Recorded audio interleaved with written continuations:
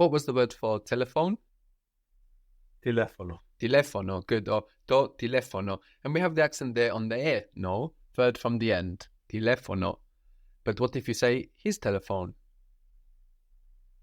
To telefonotu. Very good. We double the accent, no? To telefonotu. So with these longer nouns, when we have the accent third from the end and we put the possessive word afterwards, we come up again on the end to kind of join it all together. So to telefono, to telefonotu.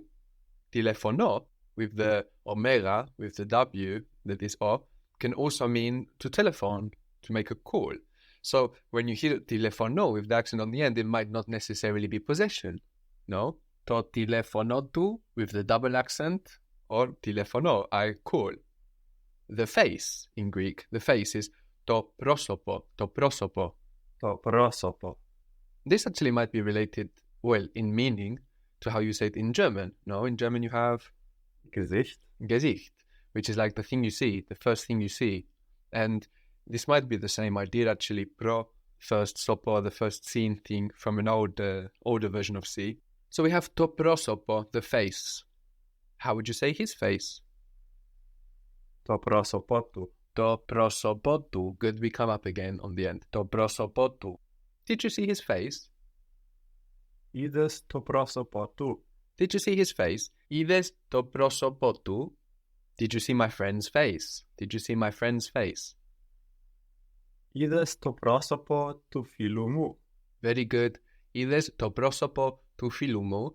So here it's not his face, it's my friend's face. So not just with tu, but tu filumu. So we don't have to worry about doubling the accent. To prosopo tu filumu. Ides to prosopo tu filumu. So to prosopo is the face, and I prosopikotita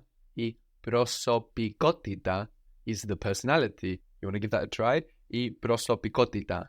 I prosopo prosopikotita. Very good. Knowing where you stress, knowing where you come up on the accent also helps with these longer words, no? Prosopiko, that's when we come up on the ko. Prosopikotita. So this means personality. And this tita on the end is actually iti. You will find other words that correspond with iti, with tita on the end. So for example, probability, which is pithanotita, or possibility, which is dinatotita, like dynamic, dinatotita, possibility. So this tita often corresponds to iti. But the most interesting thing about the word personality, prosopikotita, is that it's coming from prosopo.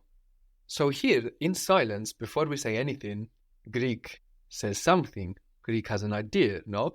That the personality comes from the face. Now, this might be an uncomfortable truth, but if we think about it, it does hold a lot of truth, no? If you think psychologically, when you look in the mirror, the face that you see will feed back into the idea of yourself, you know? It's even possible to see a personality change when you cut your hair.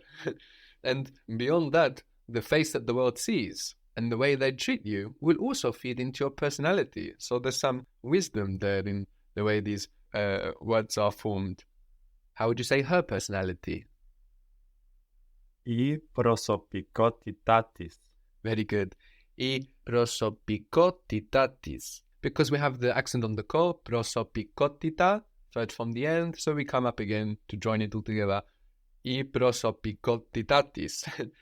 The personality of my friend, a feminine friend. I prosopikotita is filismu. Very good. So we don't have to worry about doubling the accent there, no? I prosopikotita is filismu. Prosopikotita, what might be the plural of prosopikotita? Prosopikotites? Yes. You can just look back to somewhere where you know it, like mera meres, and see what happens. Prosopikotita, prosopikotites. Their personalities, feminine or masculine, it could be either, no? I prosopikotites tus. I prosopikotites tus. So we've seen how the words to me, to you, mu, su, etc. are used for possession, no? To prosopotu, face to him, his face. And we can extend that idea also to say my friend's face, no? For example, to prosopo tu filumu. using the same tu, no? And also putting the noun in to him form if it's an OS noun, no? Otherwise, we just lose the S, tu Andra, tu Michali. How would you say their faces? So we want the plural of prosopo. Ta prosopatus. Ta prosopatus. With tus, if you want to say my friends' faces, the faces of my friends, instead of their faces, we have a change here. We use ta prosopa ton philon mu. Ta prosopa ton philon mu, the faces of my friends. Ta prosopa ton philon mu. And in the same way that tus, for their, works for masculine and feminine, ton philon mu, of my friends, is also for masculine and feminine.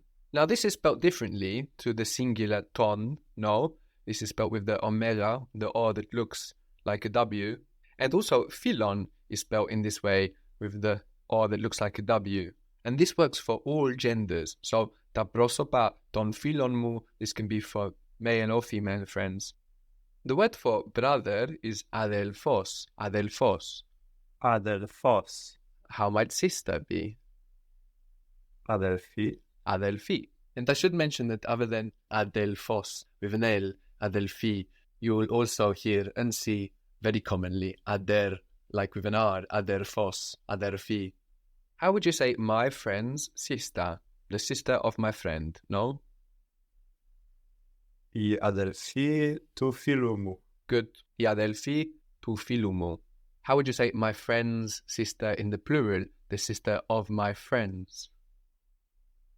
I adelphi ton philon mu. Very good. I adelphi ton philon mu.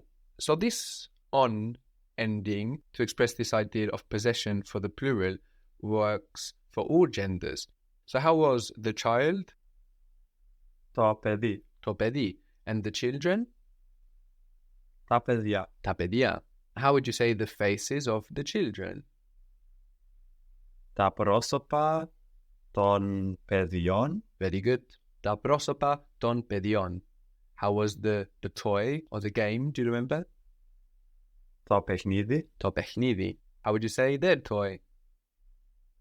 To pechniditus. To pechniditus. No, we don't double any accent here because we have the accent second from the end. So we don't have any accent change. To pechniditus. How would you say the toy of the children? To pechnidi ton pedion. To pechnidi ton pedion. Very good. But just their toy? To pechniditus. To pechniditus. So here in the plural, we have a difference, no?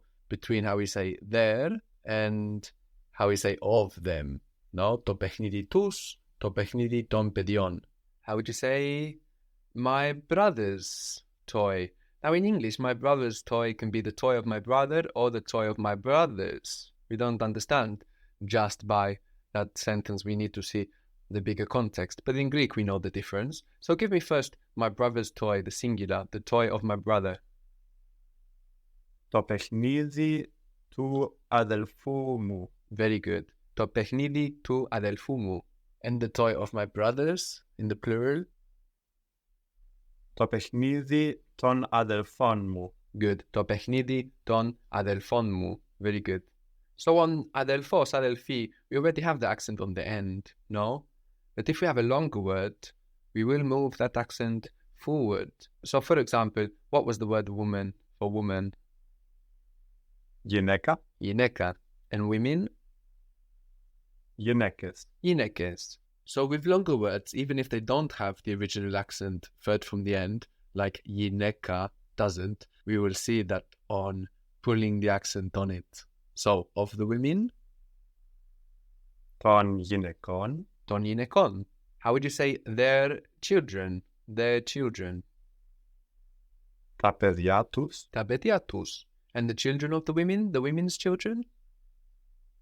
Τα παιδιά των γυναικών. Good. Τα παιδιά των γυναικών. So again, another situation where we need to think about the accent, no? When we're adding this on, if we are adding it to a word with 3 or more syllables, we may see that accent move towards it. Γυναίκα, γυναικών.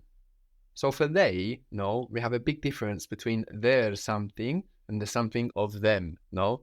Of my friends, of the women. We don't recycle tous, but we have ton, and we also change the ending of the noun to on for all genders.